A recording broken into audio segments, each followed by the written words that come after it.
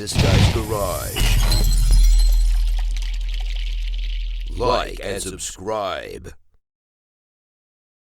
Oral questions. Questions The Honourable Leader of the Opposition. Face an unprecedented threat from President Trump's potential tariffs. And what is the state of things here in Canada? Our economy is weakened. Our borders are weakened. Our military is weakened. And most of all, our Prime Minister is weakened. Why can't we have a carbon tax election so Canadians can choose a leader with the brains and backbone to protect our economy and put Canada first?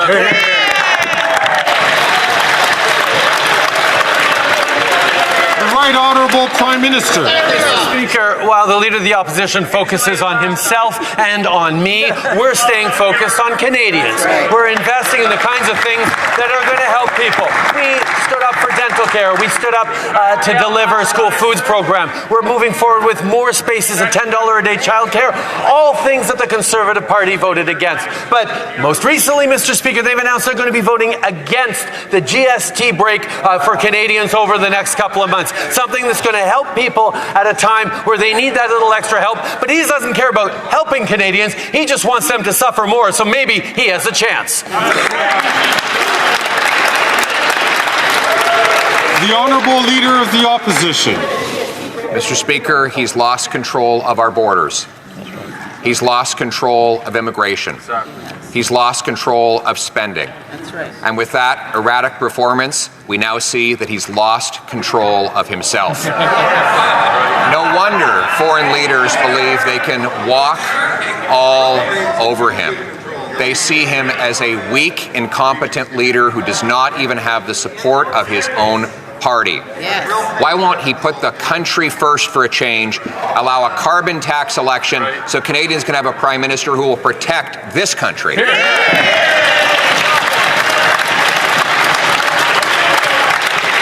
Right Honourable Prime Minister. You can tell he stood up all night against the mirror trying to practice that line. The reality is, Mr. Speaker, we've got our sleeves rolled up. We are fighting for Canadians every single day.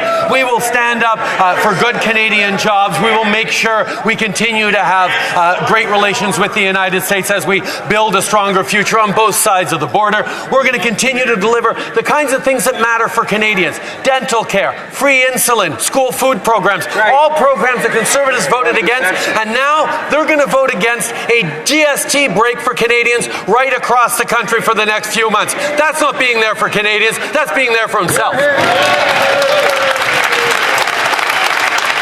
Honourable Leader of the Opposition.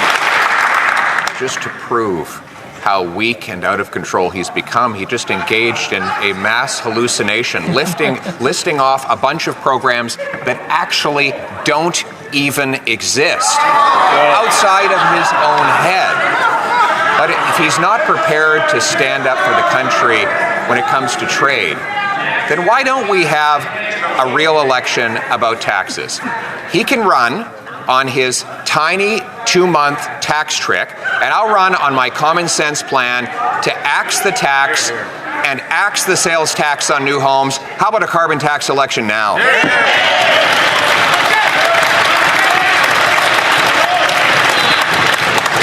The Right Honourable Prime Minister. We saw it perfectly clearly just now, the fact that he is trying to gaslight Canadians. He just said that the dental care program, to pick one, doesn't even exist. Well, tell that to the 1 million plus Canadians who've gone to see the dentist, many for the first time in years, because of the Canada Dental Care benefit. This is what he's standing against. He's trying to convince Canadians that everything's broken while he forces his MPs to vote against a GST break that's going to help Canadians over the coming months. That's not leadership. That's pandering to the lowest common denominator.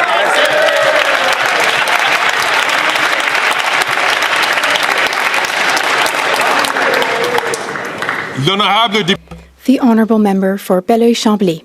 Prime Minister who's lost control of everything. He's lost control of the borders, lost control of immigration, and lost control of spending.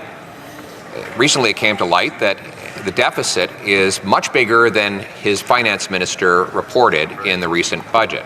Now, the Prime Minister claims that he can't tell us what the deficit is for this year. Okay, so we'll make it easier for him. What was the deficit last year? The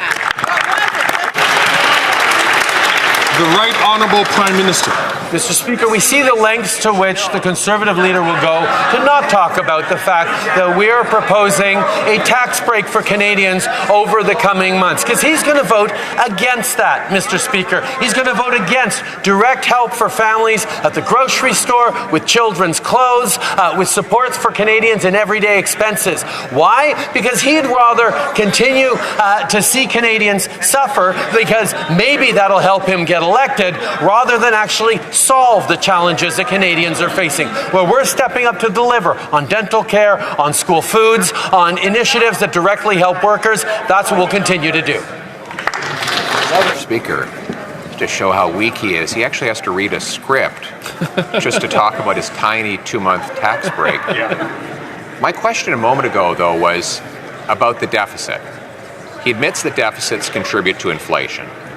We now have reports from the Parliamentary Budget Officer that he appointed showing that the deficit is far bigger than he advertised in his last budget.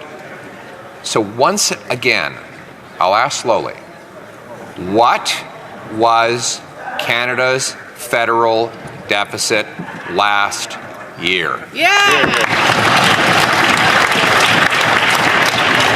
The Right Honourable Prime Minister.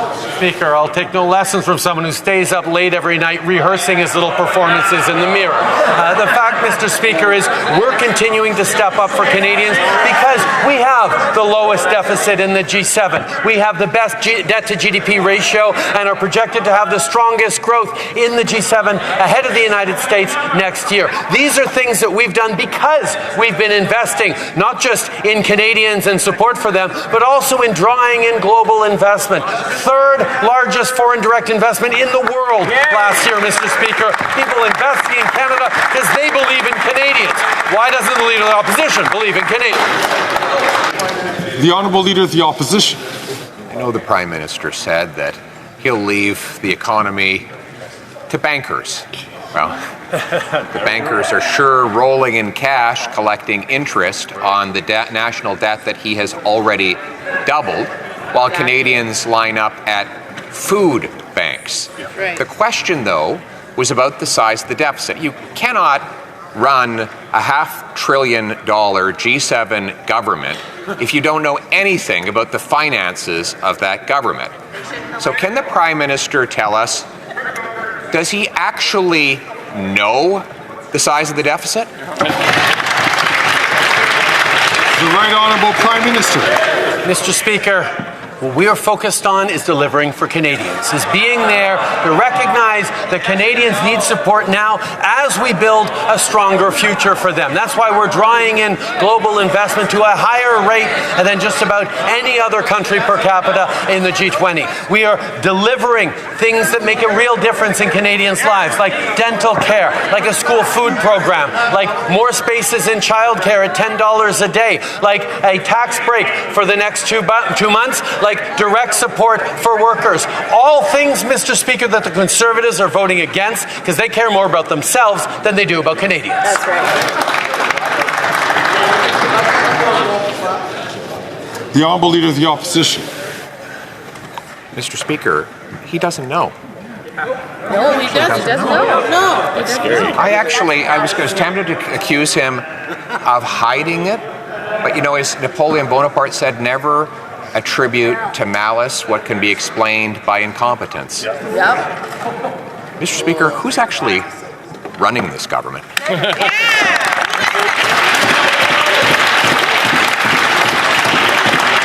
The Right Honourable Prime Minister. Speaker, while the Leader of the Opposition continues to focus on me, I'm going to stay focused on delivering for Canadians, delivering a tax break for the next few months that will help Canadians with the cost of everything, deliver on supports for workers, deliver on supports for seniors, deliver on supports for youth. These are all things that the Conservative Party votes against. Not because Conservative MPs don't care about these things, but because they've been throttled and muzzled by their leader so that they can't actually be their community's voice in Ottawa. They're there to be their leader's voice in their communities. Shame on them, Mr. Speaker.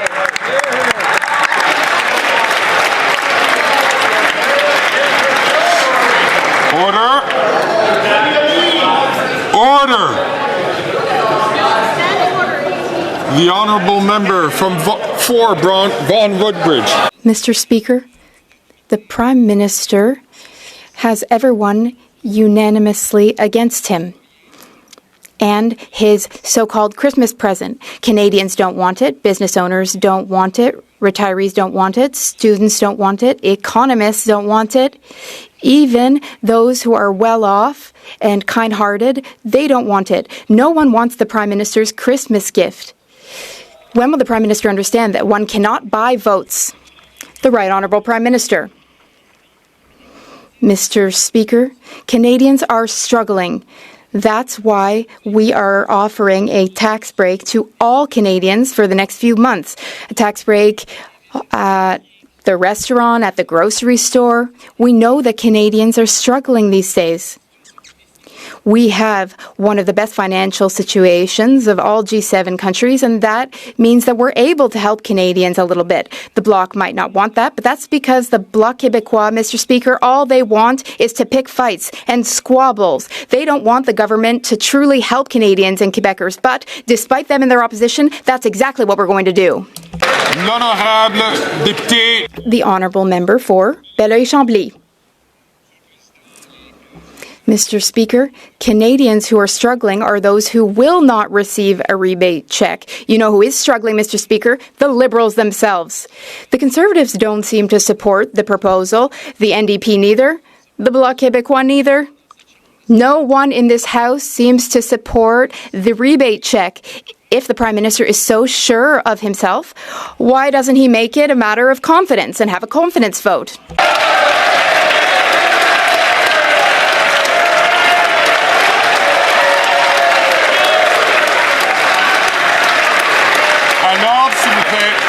Order, please.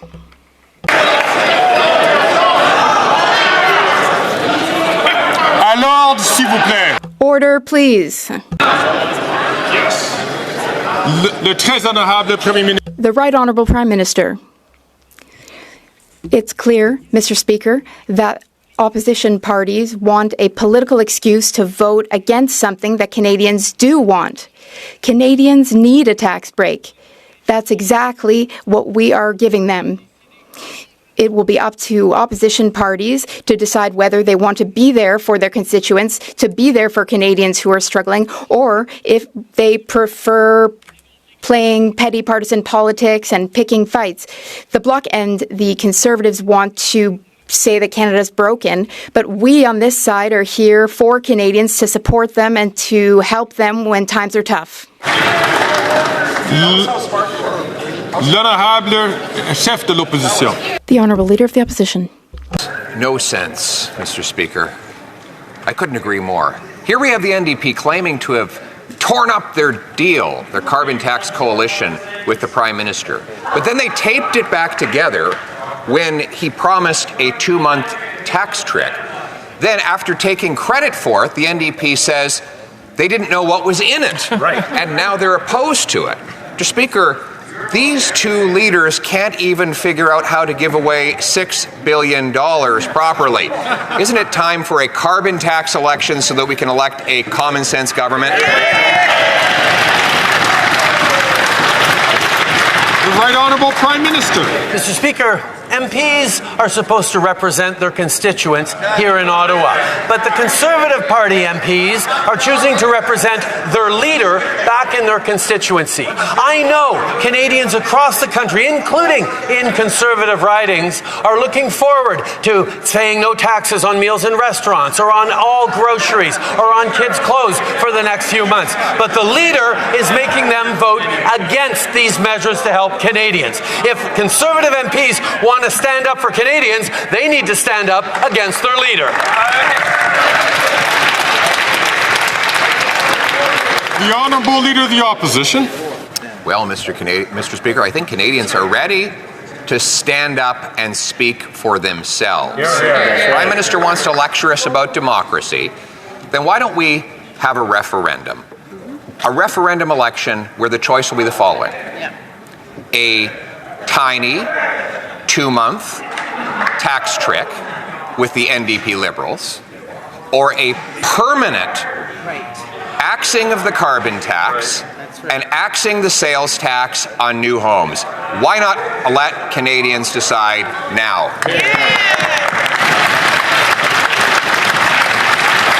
The Right Honourable Prime Minister. Speaker, for the Leader of the Opposition to end the price on pollution would mean to end the Canada carbon rebate that comes to people's homes 4 times a year and delivers more money to middle-class Canadians than the price on pollution actually costs, while at the same time decreasing emissions. And in regards to housing, his failed housing proposal was to cut billions of dollars from cities across this country that they're investing in building housing. That would drive up property taxes for homeowners. That would make it harder to build homes. He has a proposal that is electorally interesting for him, but won't do anything for Canadians. The Honourable Leader of the Opposition. Electorally interesting. That's his condescending way of saying Canadians actually like my plan. Because Canadians have figured out that after 9 years of this weak Prime Minister, spending $80 billion on housing, with the result being the doubling of housing costs, that spending billions more won't make any difference. We're going to slash that bureaucracy and use the savings to axe the sales tax on Canadian homes. Why won't he let Canadians decide? The Right Honourable Prime Minister. Mayors from Kelowna, Abbotsford, Ucluelet, all in Conservative ridings across the country are speaking up that the investments we're making in the housing accelerator is helping them cut red tape, increase densification, create more homes more quickly. And the plan the Conservative Party has put forward to remove those billions of dollars from municipalities, just as they're tackling the housing crisis, would harm Canadians. But the Leader of the Opposition doesn't care about harming Canadians. What he wants to do is gain power, and he'll do anything he can to do that. While we stay focused on Canadians, he's focused on himself. The Honourable Leader of the Opposition. Mr. Speaker, the Prime Minister has run a groundbreaking experiment. He's put billions of dollars in a sack and offered it to politicians, and the finding? They're willing to accept the money. Incredible. A groundbreaking sociological study. He wants to give more money to local politicians who block home building. We want to use the same money to cut taxes for the people who buy homes and build homes. Why won't we allow Canadians to decide whether they want the money to go to the politicians or to the people in a carbon tax election? The Right Honourable Prime Minister. Speaker, at least the Conservative leader is true to form in that he would rather pick fights with everyone than actually deliver for Canadians. We know, as we saw during the pandemic, as we've seen through the inflation challenges, working together with the provinces, working together with municipalities to get things built for Canadians is what they want. What does the Leader of the Opposition do? He insults people, but then he also votes against direct money in Canadians' pockets, whether it's with investments in childcare or dental care, whether it's investments in taking the tax off of groceries for the next few months. These are things that he's standing against out of political self-interest. The Honourable Leader of the Opposition. Just shows how out of control he's become. He can't stay on a subject.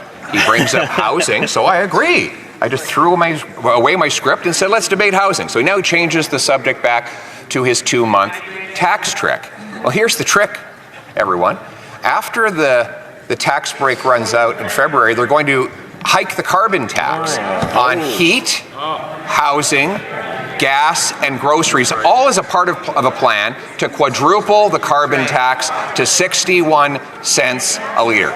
So will he get himself under control, show some strength for a change, and call a carbon tax election?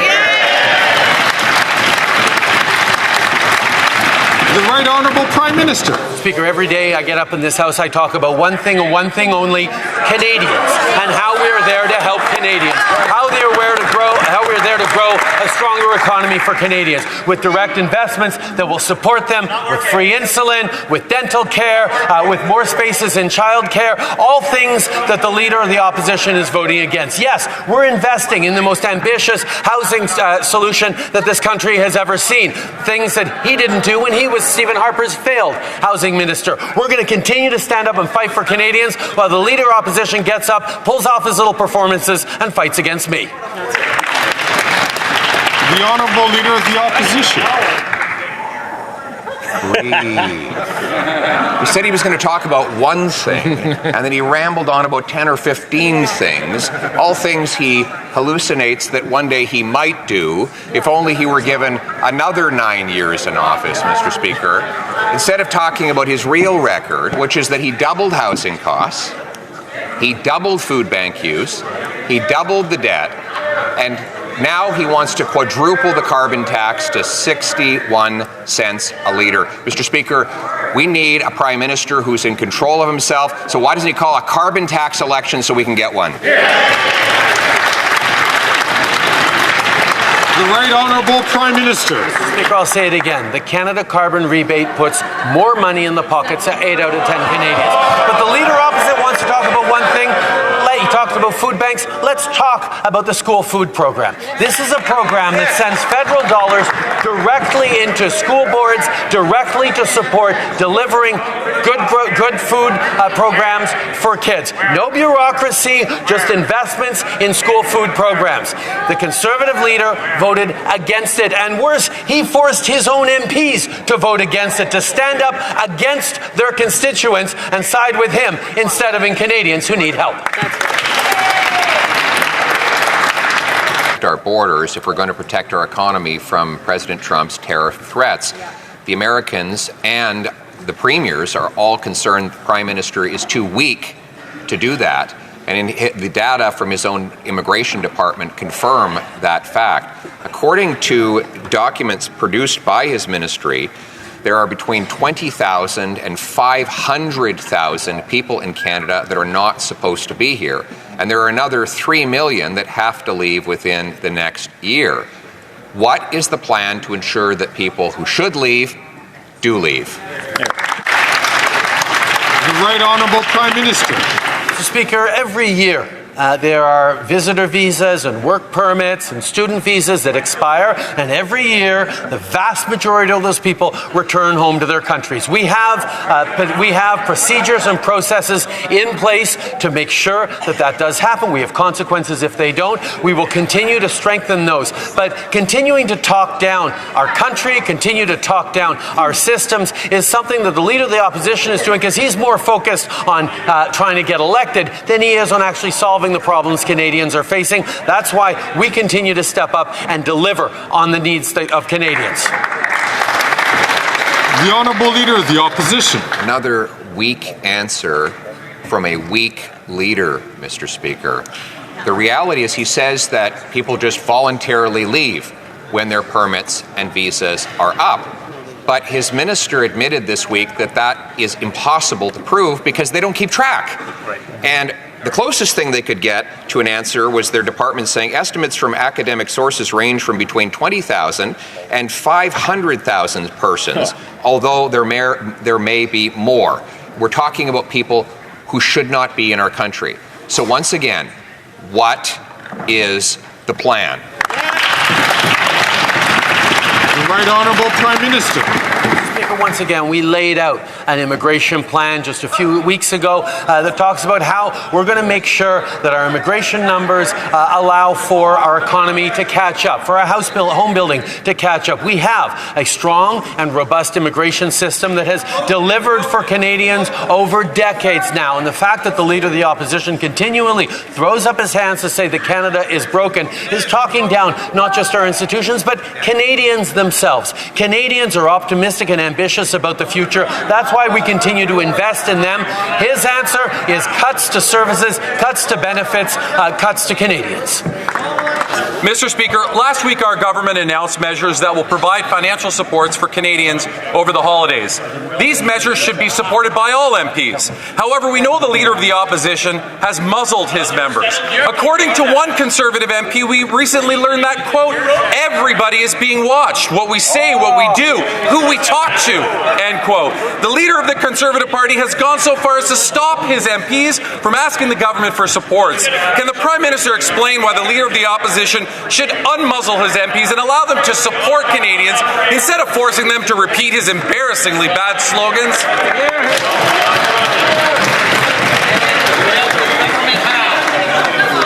That question is not regarding the administration of government.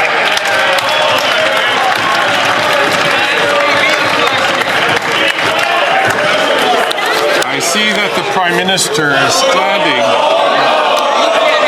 but that question was not regarding the administration of government. Stop, please. Order, please. The Honourable Leader of the Opposition. Well, Mr. Speaker, it looks like the member for Kingston is not getting into cabinet after all.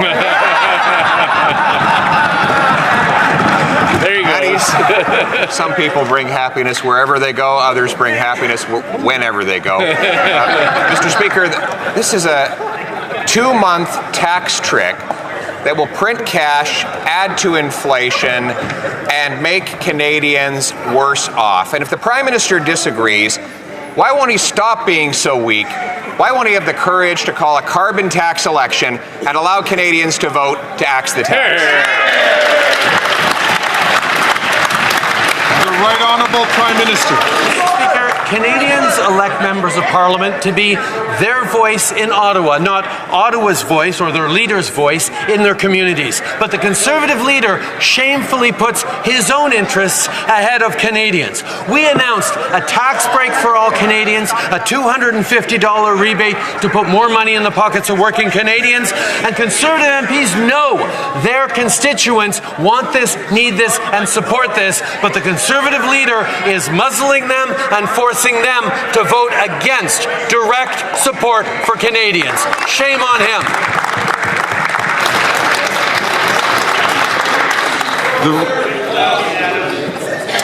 The Honourable Leader of the Opposition. The Prime Minister's radical liberalization of hard drugs has been lethal for Canadians, 47,000 of whom have died of overdoses since this Prime Minister took office, more than died in the Second World War fighting for Canada. Overdose deaths are up 200%, and now our American friends say they may hit us with tariffs because of the Prime Minister's liberal policies on fentanyl. How many lives and jobs is this Prime Minister willing to sacrifice for his radical liberal agenda? The Right Honourable Prime Minister. Speaker, we are using all the tools at our disposal to save lives and keep communities safe for everyone. Meanwhile, Conservatives are choosing to use struggling people as political props to spread fear and misinformation. From the very beginning, we have been there to work on an evidence-based, compassionate public policy, public health approach. We have been there and we will always be there to work with provinces and territories to meet this time of crisis. While the Conservative leader plays politics, we're going to be there to support Canadians grounded in science and evidence. The Honourable Leader of the Opposition. Well, the science and evidence are now proven After 9 years of radical liberalization of drugs, overdose deaths are up by 200%.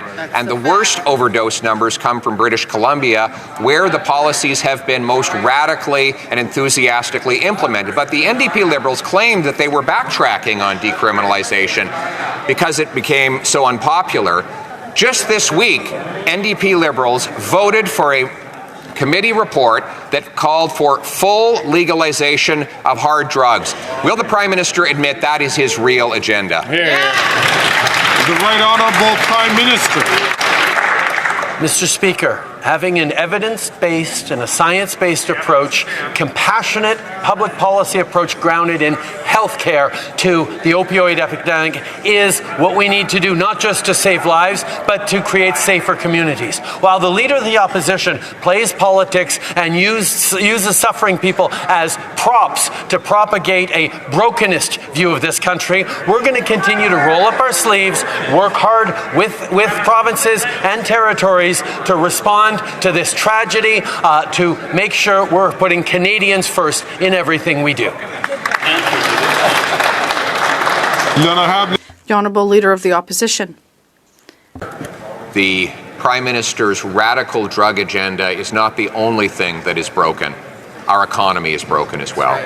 We now have 2 million people forced to go to food banks every single month. A 38% increase in chronic homelessness, 1,400 homeless encampments, and just today, Equifax reported that consumer debt is $2.5 trillion. We have the worst household debt of all G7 countries. When will he call a carbon tax election so that we can fix everything he broke? The